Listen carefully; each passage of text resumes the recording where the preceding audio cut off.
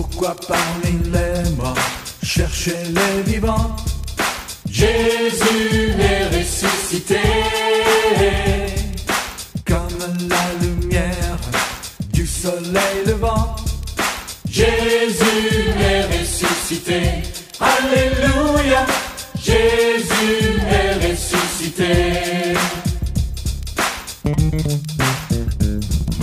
Que la terre entière sache la vérité. Jésus est ressuscité. Comme la vie nouvelle qu'il nous a donnée. Jésus est ressuscité. Alléluia. Jésus est ressuscité. L'ennemi est vaincu, il est terrassé. Jésus est ressuscité. À lui la victoire, nous sommes libérés. Jésus est ressuscité. Bienvenue à ce dimanche de Pâques. Je suis très heureux de vous retrouver. Pour ceux et celles qui se joignent à nous par le biais de la vidéo, un grand bienvenue en ce jour de joie, en ce jour de résurrection. Et qui aurait dit un jour que quelqu'un serait ressuscité d'entre les morts? Et qui aurait dit un jour que nous aurions un petit virus, la COVID-19, qui viendrait chercher nos aînés, qui viendrait chambouler, transformer un peu notre vie, évidemment. Alors oui, il y a une résurrection pour ceux qui y croient, évidemment, source de vie. Pour ceux et celles qui sont en recherche, je vous invite, nous avons plus de temps maintenant, à faire votre propre recherche et vous laisser rejoindre, s'il le faut, sur vos routes humaines par les témoins de cette foi vivante. Écoutez, la foi, c'est pas d'abord une histoire de religion. C'est d'abord une histoire de conviction, une histoire de spiritualité, où Dieu est là, il nous rencontre, nous devenons témoins, et il nous aide dans le témoignage que nous portons, à passer à travers nos croix, et surtout d'accompagner celles de nos frères, de nos sœurs. Et oui, dans 70 ans, probablement que certains d'entre nous raconteront ce qui est arrivé en 2020 avec le virus. Il y a des témoins pour raconter l'histoire. Il y a 2000 ans, il y a eu des témoins qui ont raconté qu'ils ont rencontré Jésus. Jésus ressuscité donc avec son titre de gloire, le prince de la paix. Alors, ce que je veux dire simplement, c'est que encore aujourd'hui, d'autres personnes rencontrent le Christ ressuscité et deviennent témoins pour les autres de l'amour que Dieu porte à cette humanité-là. Il y a 2000 ans, il a donné sa vie. Des témoins encore aujourd'hui peuvent le dire. Il a donné sa vie pour moi, personnellement. Il y a 4 choses qui me font dire que vraiment, Jésus a été un personnage historique. Ces 4 choses sont simples. Tout d'abord, les personnes qui sont mortes, martyrs. Ces personnes ont donné leur vie. Ils ont rencontré le Christ et ils l'ont suivi comme disciple, et je dirais même comme disciple missionnaire. Après cela, bien, il y a le fait que les Romains n'ont pas contesté, il y a 2000 ans, la résurrection du Christ. Et dans l'histoire, on ne voit apparaître que la contestation de la naissance de Jésus, de la vie de Jésus, beaucoup plus tard, au XVIIe siècle. Évidemment, aujourd'hui, c'est monnaie courante. Les gens ne croient pas à l'historicité de la personne de Jésus. Mais ceux qui l'ont rencontré, eux, y croient et en témoignent. Puis, il y a ce que les Écritures nous rapportent. Les Écritures nous disent qu'il est vraiment ressuscité, qu'il nous précède en Galilée, qu'il est là. Alors, Marie-Madeleine s'empressera d'aller à la rencontre des disciples pour leur faire savoir qu'il est vivant, qu'il est ressuscité. Ne le croyant pas, mais Pierre et les disciples que Jésus aimait iront au tombeau et verront, comme l'avait dit Marie-Madeleine, personne au tombeau, il est vide.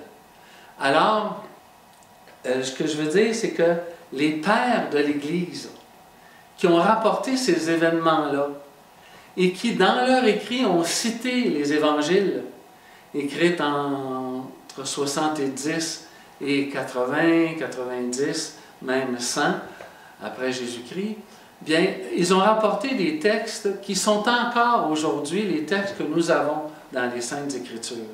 Alors, ça concorde. Les pères de l'Église et ce qu'ils nous disent des Écritures, et ce que nous avons encore aujourd'hui dans les Écritures concorde. C'est dire que la parole de Dieu n'a pas été si falsifiée que tant de monde puisse le dire.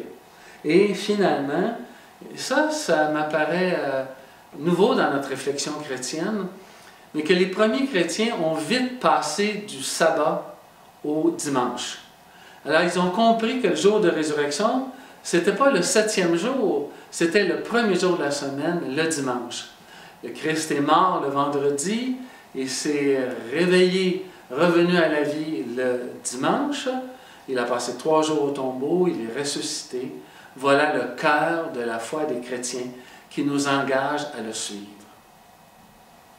Je vous invite avec moi à prendre un peu de temps pour prier en ce jour de joie, jour de résurrection. Nous prierons avec Michel Coas et Charles Singer.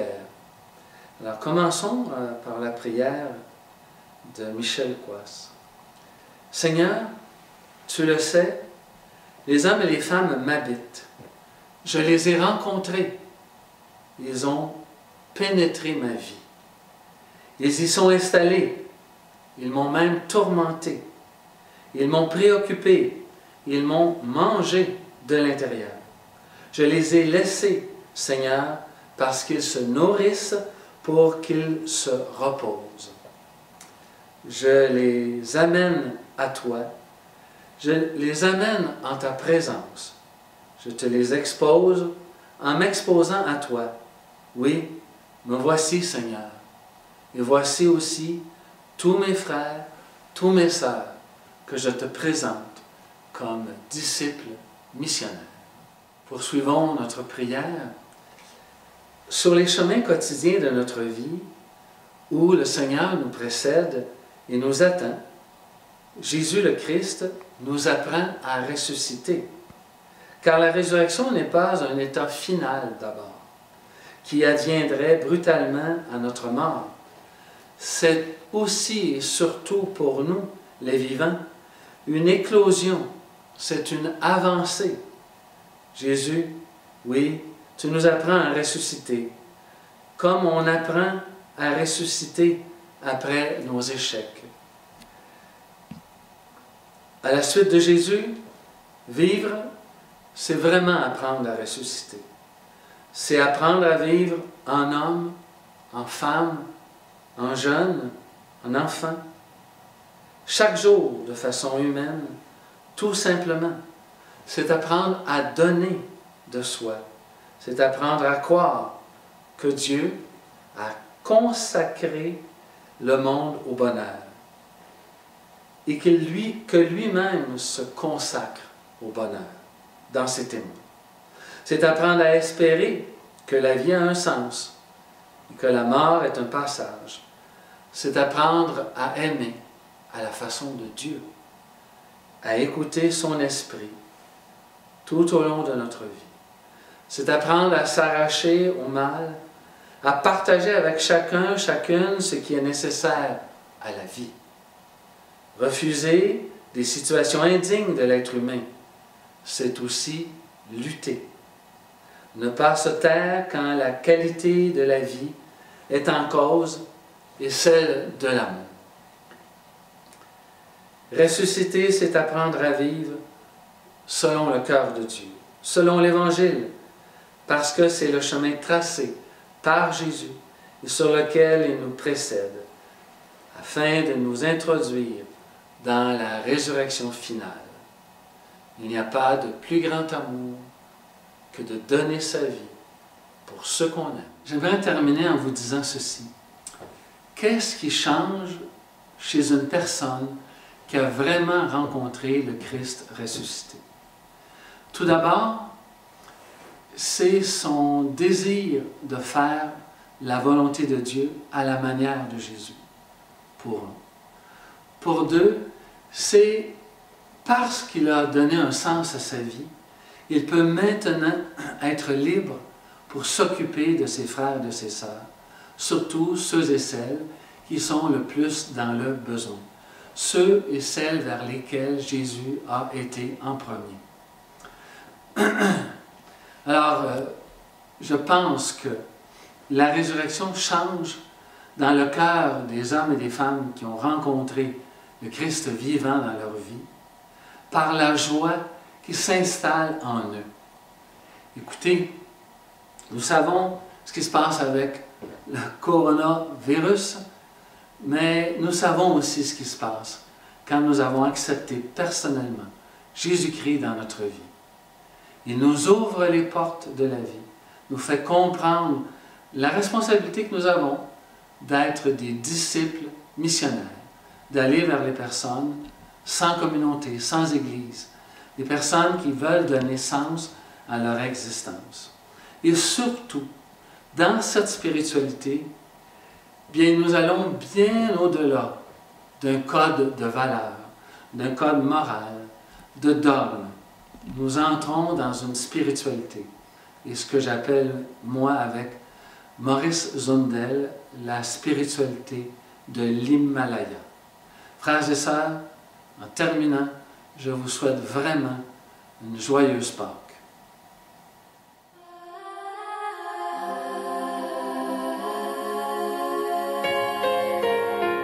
C'est comme si quelque chose avait changé, comme si quelqu'un avait mis toute la lumière du monde dans le ciel de notre vie. C'est comme si nous étions tout près de lui, comme si nous avions depuis trouvé cette force en nous, le pardon infini. Ce que nous avons vécu, ce n'était que le début. Ce que nous avons reçu, ce n'était que le début. Rien ne sera jamais comme avant. C'est ici, c'est maintenant, au bout de nos cœurs impatients, un nouveau commencement. Rien ne sera jamais comme avant. Ce qu'on veut, ce qu'on attend, c'est à nous de porter le chant d'un nouveau commencement. Une fois dans la vie, quelqu'un prie pour nous. Cette seule fois suffit pour changer tout. Une fois dans la vie, quelqu'un vit pour nous et l'espoir grandit.